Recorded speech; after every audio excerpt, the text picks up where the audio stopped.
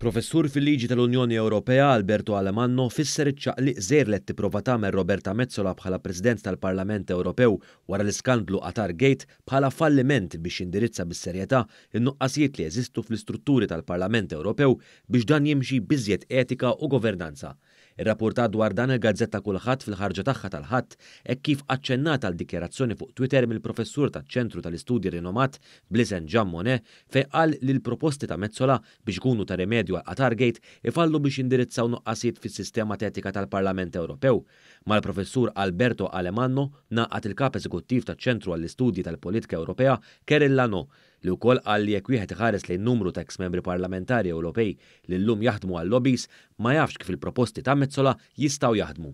Dawn id-dikjerazzjonijiet intqalu wara li Metsola ppreżentat ma' 9 gruppi politiċi fil-Parlament Ewropew dak li derila li għandu jkun ta' rimedju għall-integrità wara l-każ ta' korruzzjoni li jeżżes il-Parlament Ewropew. F'dan il-każ il-Pulizija Belġjana arrestat lil waħda mill-Viċi Presidenti ta' Metsola, il-Griega Eva Kaili, brabta ma' każ ta' korruzzjoni mill-Qatar, bl-avukat ta' Kaili ddikjara li hija kienet qed tipplementa pjan USA tal-Unjoni Ewropea u li kienet qed timxi skont l-ordnijiet tal-President Roberta Metsola. Dan apparti li dak li kien Chief of Staff ta' Roberta Metsola, Taljan Alessandro Chiocchetti, u li Metsola tefatu bħala s-Segretarju Ġenerali l-ġdid tal-Parlament kellu mill-inqas żewġ laqat mal-awtoritajiet tal-Qatar. Fil-fatt il-grupp Transparency International EU li huwa parti minn moviment globali kontra l-korruzzjoni kien appella biex il-ħatra ġdida ta' Chiocchetti tiġi revokata. Intant il-professur tal-liġi Alemanno kien irreaġixxa għal dak li kienet fisret Metsola bħala attakk fuq id-demokrazija meta feċ l-iskandlu Qatargate u qalilha li dan ma kien attakk xejn iżda xi ħaġa li nġiebet bidejn in-nies tal-Parlament Ewropew ta' Metsola. Fil-fatt bost attivisti kienu qalula li bħala President tal-Parlament Ewropew missa lilha li ħadet ċerti passi wara anke d-deċiżjonijiet li ħadet u tefgħu dubju fuq il-kredibilità tagħha.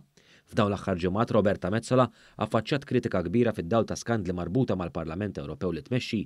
Fl-aħħar jiem tas-sena li għadha kif għaddiet, ġurnal Taljan kixifa li kellha kollox lest biex taħtar lir-raġel toħta bħala Chief of Staff tagħha. Wara li nqabdet b'dak li kienet se tagħmel, Roberta Metsola ħabbret il-ħatra ta' persuna oħra f'dan l-irwol.